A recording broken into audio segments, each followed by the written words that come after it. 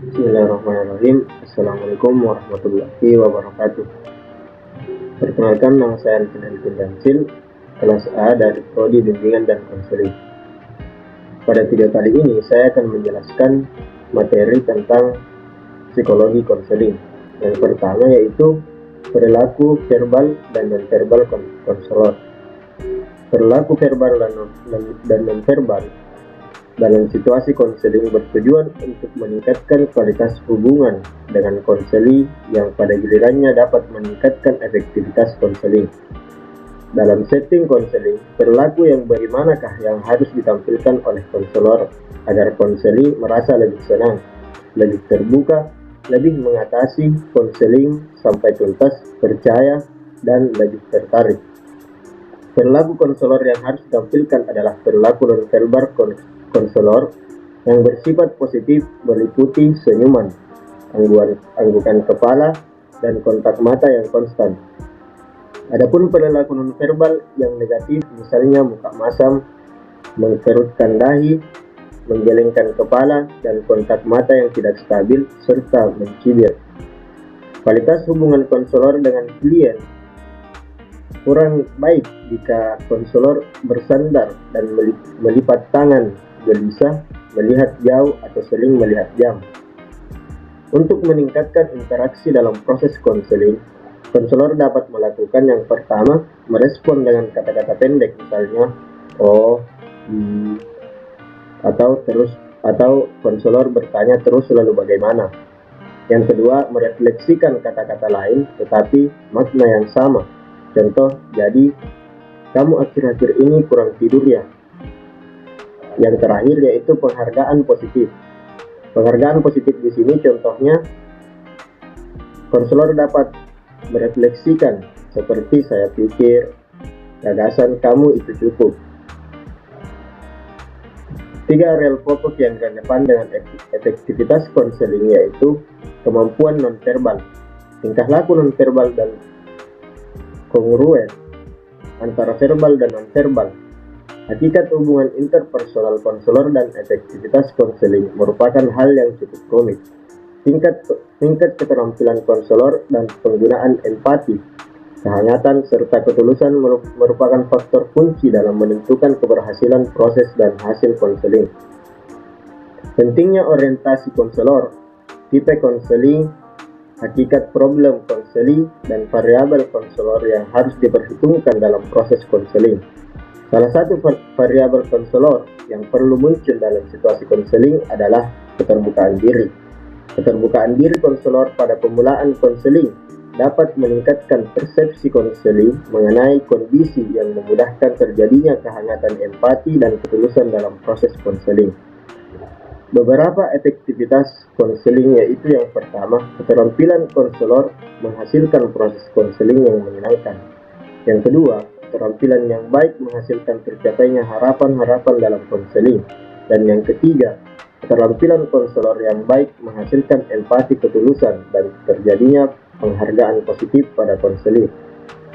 Konseling yang mempunyai harapan-harapan akan hasil konseling dapat mempermudah proses konseling itu sendiri. Meskipun demikian, yang penting diingat oleh konselor adalah positif atau negatifnya kegiatan konseling juga ditentukan oleh keterampilan nonverbal, bukan semata-mata oleh meningkatkan persepsi konseling terhadap daya tarik konselor.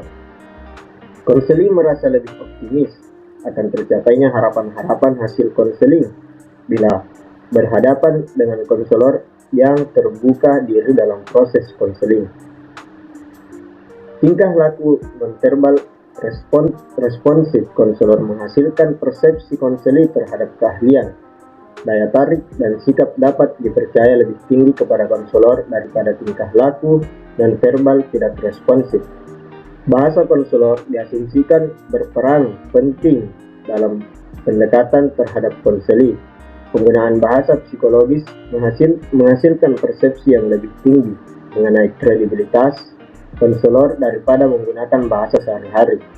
Tingkah laku nonverbal konselor dibagi menjadi 3, yaitu tingkah laku responsif atau tidak responsif, yang kedua jenis atau tingkatan bahasa, dan yang ketiga yaitu jenis pakaian. Jadi di sini saya akan menjelaskan yang pertama, perilaku responsif. Perilaku responsif di sini yang pertama wajah ekspresif dengan senyuman disertai gerak-gerik, disertai anggukan kepala dan badan yang condong ke depan. Yang kedua yaitu perilaku yang tidak responsif. Perilaku yang tidak responsif ini seperti wajah yang tidak ekspresif, tanpa senyuman, tanpa anggukan kepala, tanpa gerak-gerik dan badan condong ke belakang. Yang ketiga yaitu bahasa. Bahasa yaitu tingkatannya yang pertama bahasa profesional dan bahasa awam atau bahasa sehari-hari. Yang keempat yaitu pakaian. Pakaian di sini yaitu ada yang termasuk pakaian formal dan pakaian sehari-hari. Ada pengaruh yang signifikan tingkah laku nonverbal responsif. Jenis tingkat bahasa dan pakaian konselor terhadap persepsi konseli, keahlian, dan daya tarik konselor. Konselor dinilai sebagai ahli bila menampilkan tingkah laku nonverbal yang responsif, menggunakan bahasa profesional, dan memakai pakaian resmi. Dapat disimpulkan bahwa tingkah laku nonverbal yang responsif, pengguna bahasa yang awam atau pengguna bahasa sehari-hari, dan pengguna pakaian resmi menghasilkan penilaian daya tarik yang lebih tinggi bagi konseling. Yang kedua yaitu peranan dan aspek-aspek empati dalam konseling. Menurut Rogers, empati bukan saja sesuatu yang bersifat kognitif, tetapi juga meliputi emosi dan pengalaman. Rogers juga mengatakan bahwa empati merupakan usaha mengalami dunia konseli sebagaimana ia mengalaminya. Dengan demikian, seharusnya konselor berusaha memahami pengalaman konseli menurut sudut pandang konseli sendiri. Empati merupakan satu dari 3 atribut penting yang harus dipunyai oleh konselor agar konselor dapat meningkatkan kemampuan profesionalnya. Atribut kedua adalah kewajaran atau keadaan sebenarnya, sedangkan atribut ketiga adalah menerima atau memerhatikan. Ada 2 tahapan empati. Tahap pertama adalah penghayatan perasaan masuk ke dalam. Konselor mengalami perasaan yang sama dengan konseli, misalnya keadaan marah atau keadaan yang sedang sakit hati. Tahap kedua lebih menekankan pada kesadaran kognitif, melihat dunia konseli sebagaimana ia melihatnya. Selanjutnya diarahkan kepada pandangan yang lebih realistis. Dalam percakapan konseling, perwujudan dari konselor atau perawat dengan menyampaikan kalimat "saya ikut merasakan kesedihan yang kamu alami." Kata-kata tersebut belum cukup, tetapi harus konsisten dengan nada suara dan ekspresi wajah. Jika mengungkapkan perasaan sedih, maka harus pula disertai suara yang lembut dan ekspresi sedih. Empati yang diberikan belum mengena jika hanya mengungkapkan kesedihan, tetapi kata-kata tetap berapi-api. Selain itu, cara untuk meningkatkan kepekaan berempati adalah konselor harus menjadi pendengar yang baik dan mengangguk-angguk setiap dalam 4 menit. Hal tersebut bermakna bahwa konseli merasa dihargai dan diperhatikan serta diikuti pembicaraan konseli. Skala penilaian respons empati yang bertujuan untuk mengetahui respons konselor sudah menunjukkan indikator perilaku empati atau belum, yaitu terbagi menjadi 9 komponen empati. Yang pertama, intensif untuk memahami kerangka perilaku konseli. Apakah konselor mencoba untuk memahami dunia konseli seperti yang ia tunjukkan? Contoh, kumpulan informasi mengenai pengalaman-pengalaman dan perasaan konseli. Yang kedua, kesimpulan dan klarifikasi. Apakah konselor membuat kesimpulan dan klarifikasi tentang sesuatu kepada konseli? Apakah konseli menjawab belum? Apa yang ditanyakan konselor? Contoh, apakah kamu sudah mengerjakan PR? Jawab konseli belum. Apakah sudah sarapan? Jawab konseli belum. Apakah kamu sudah siap untuk ujian? Jawab konseli belum. Jawaban-jawaban di atas, apakah makna dari jawaban-jawaban konseli yang disampaikan di atas? Itulah yang harus diketahui oleh konselor. Yang ketiga, ketelitian atau logika. Untuk menegaskan kesimpulan atau klarifikasi, di mana konselor harus memberi kesempatan konseli untuk menjelaskan apa yang sudah disimpulkan. Yang keempat, di sini dan sekarang. Apakah konselor memfokuskan pengalaman konseli pada kejadian sekarang dan di sini? Dan yang kelima, pusat pembicaraan. Adakah konselor memfokuskan pada hal-hal yang penting bagi konseli, atau adakah pembicaraan konselor berhubungan dengan problem respon konseli? Yang keenam, pilihan kata-kata. Apakah konselor menggunakan kata-kata dan bahasa hiasan yang sesuai dengan keterbukaan konseli? Seharusnya konselor harus menggunakan kata-kata dan bahasa hiasan yang sesuai dengan keterbukaan konseli. Yang ketujuh yaitu kualitas suara, di mana konselor harus mengekspresikan suara sesuai dengan konseli yang diekspresikannya. Yang kedelapan, cara mengeksplorasi, di mana konselor harus berkomunikasi dan bekerja sama dengan proses eksplorasi. Dan yang terakhir yaitu pengaruh fasilitas sampai yang menghambat pengaruh tersebut. Apakah konselor harus memfasilitasi respon yang eksploratif dari konseli atau menghalangi dan membatasi pembicaraan konseli? Kesembilan komponen empati yang disebutkan tadi dapat dikelompokkan menjadi 4 bagian, yaitu yang pertama kata-kata, yang kedua suara, yang ketiga ekspresi perasaan, dan yang terakhir fokus pembinaan.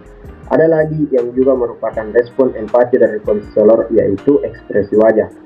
Ekspresi wajah konselor mudah diamati oleh konseli, dan respon tersebut adalah sangat tulus dan jujur.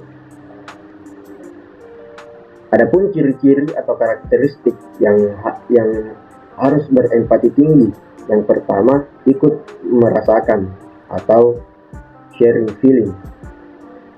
Kemampuan untuk mengetahui bagaimana perasaan orang lain.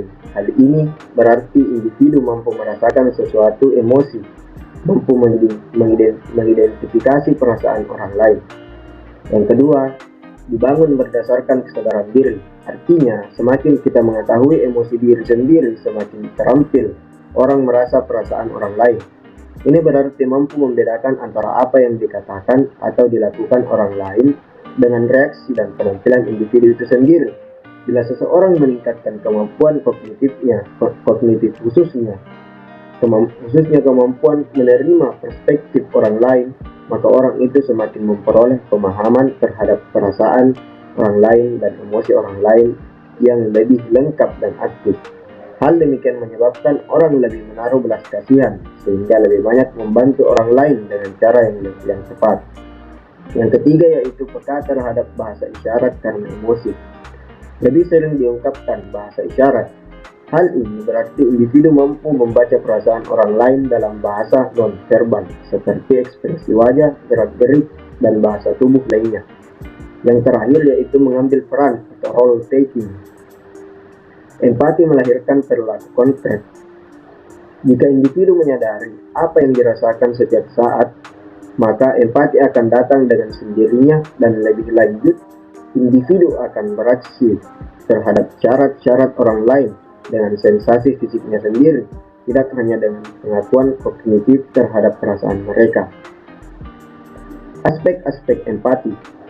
Aspek-aspek empati ada 6, yaitu yang pertama, kemampuan menyesuaikan diri atau menempatkan diri.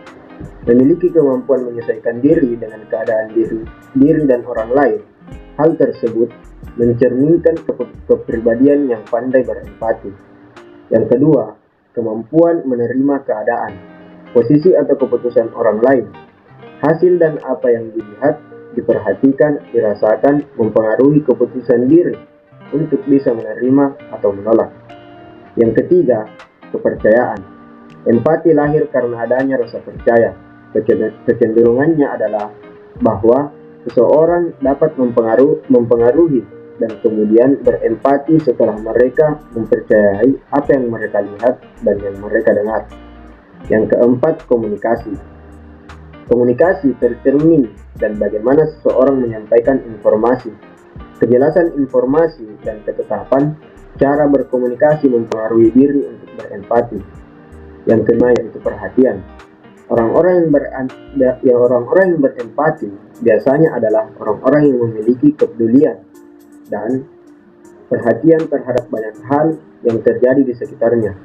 Kemudian ia merasakan dan berempati. Yang terakhir yaitu kemampuan memahami posisi dan keadaan orang lain. Setelah melihat, mendengar, memperhatikan, orang akan mendapatkan pemahaman sehingga orang tersebut bersikap sebagaimana orang lain menginginkan sifatnya. Itulah materi yang saya bawakan pada video kali ini. Terima kasih atas perhatian dari teman-teman. Semoga bermanfaat bagi teman-teman sekalian. Nun wal qalami wa ma yasturun. Syukron. Wassalamualaikum warahmatullahi wabarakatuh.